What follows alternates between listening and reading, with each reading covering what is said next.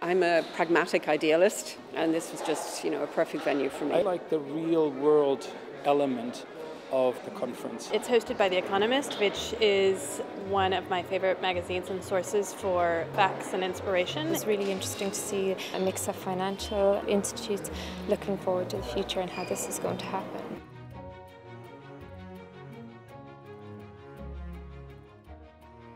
The Sustainability Summit is an event that we put on really focused on what business, governments and non-governmental organisations are doing towards better, more sustainable business practices. We have speakers from business, speakers from non-governmental organisations, speakers from the arts and some younger voices who are really doing innovative things for the future. I work with the world's largest oilfield services company, and I really liked the range of individuals. I served as President Obama's counselor and managed the climate change and energy portfolio. I think that it's a global problem. It needs everybody in.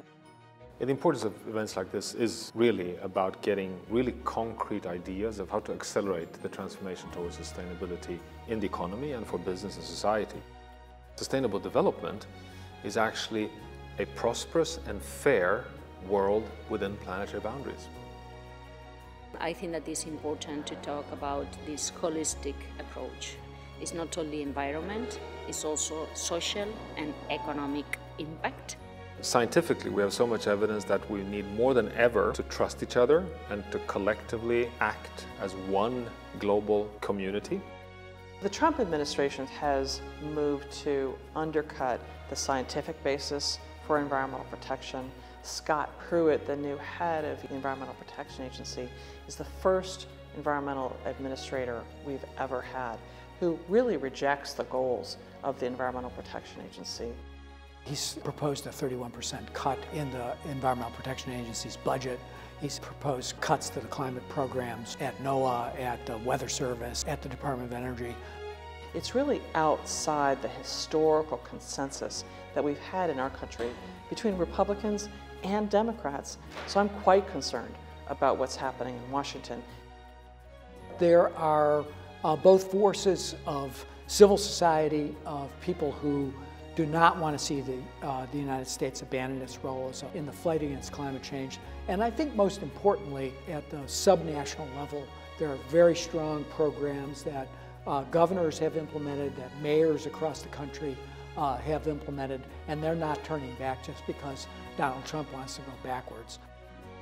I think The Economist plays such an important role of being a voice for sustainability in this trend line we're seeing, but the enormously important new way of positioning sustainability, that it's no longer about conserving nature, it is no longer about sacrifice for the economy, it's the pathway towards success and prosperity.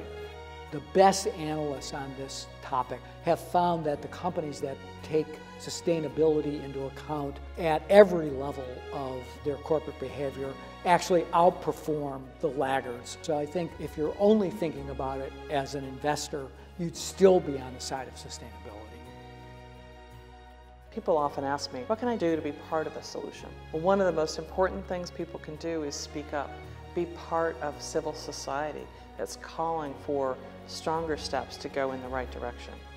There's a number of gaps that can still be closed. There's a number of developing markets where we can really increase the amount of food that's being produced in a more sustainable way. I'm the co-founder of Olio, the food sharing revolution app. It's a really great way to prevent household food waste, which accounts for well over 50% of all food waste in the UK and most Western countries. We could feed all of the world's 800 million malnourished people on less than a quarter of the food that's wasted in the US and UK today. So as populations grow, we need to demand less so that we can free up resources to grow the food locally to feed an ever-growing population. The direct consumer behavior is important and critical. It's also important and critical that people are aware of what their footprint is and that they have the tools and the means to make good choices. I know it can be tough these days to be optimistic about solving climate change, but let me just share a few. The Paris Agreement, the whole world came together and agreed to move forward. That's fantastic. The technological innovation that we've seen has driven down the price of clean energy. Most people want the government to take steps to address climate change. I'm confident that our democratic institutions are going to carry us through this.